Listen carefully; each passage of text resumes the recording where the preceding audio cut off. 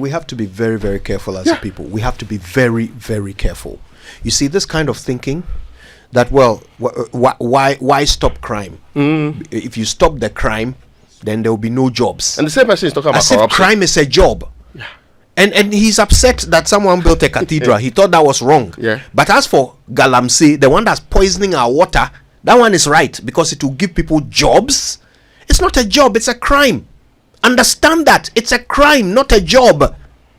And it's a crime because of laws that we have passed collectively as a nation.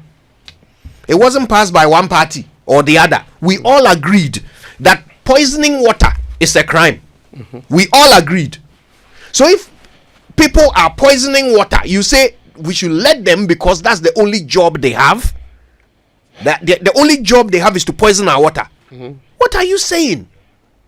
What are you saying? And the water of they themselves and their family members. Of they themselves. Well, how do you make this argument? How do you make this claim? And there was someone who called before him. As for him, his whole concern is the election.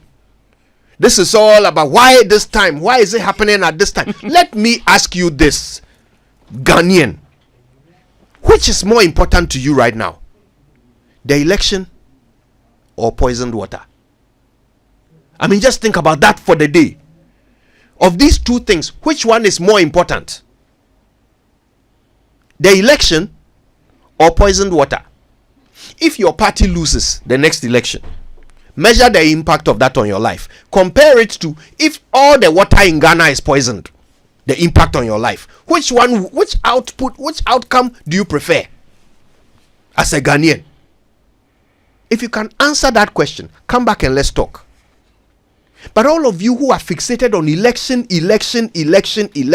my brother, we'll be having elections in this country. We'll be holding elections. We have domestic debt exchange. Indeed, no matter the way this election will go, we will still be paying debt up to whichever number of years that's required. We have had there are things that people agree on generally, like protecting their water bodies, like protecting the future of their country. Every country, regardless of ideological differences, they agree on these things. How do we have a debate about this matter?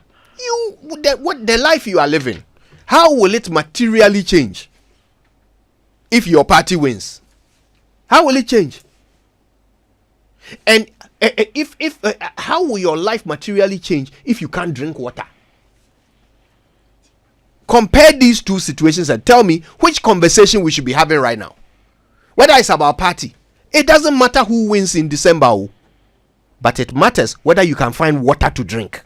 That one there, it matters, my brother. Let me make that argument on your behalf. If you can't see it, if you are too politically blind to see that you need water to drink, then sit back and let us talk about it for you.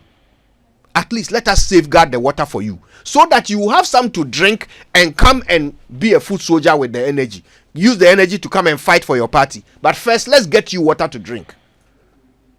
Dear God.